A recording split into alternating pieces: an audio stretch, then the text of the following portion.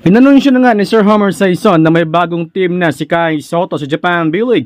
Well, ayon sa panibagong post ni Sir Homer Saison na pumirma na nga si Kai Sotto sa Japan B-League sa kupunan ng Kushigaya Alpas. Well, paniguradong napakalaki ng offer siguro ng Kushigaya dito kay Kai Sotto, ano?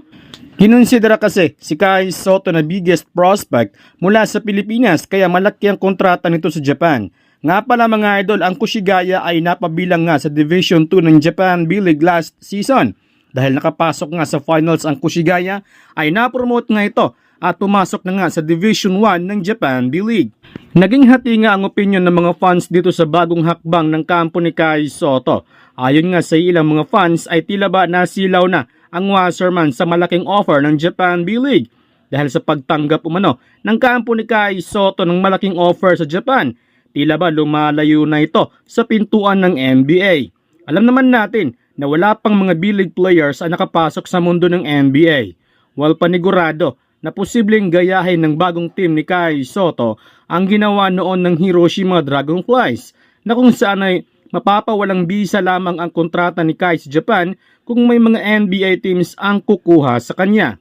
Ang kinuha naman ng former team ni Kai Sotto na Yokohama B-Course ay etong si Kiefer Ravena.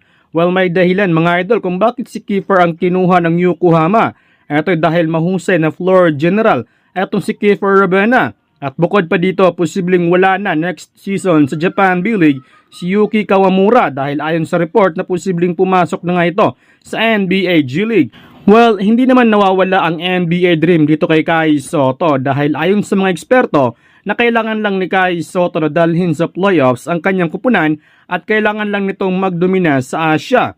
Maraming umaasa na maging fit sa laruan ni Kai Sotto ang sistema ng bago niyang kupunan.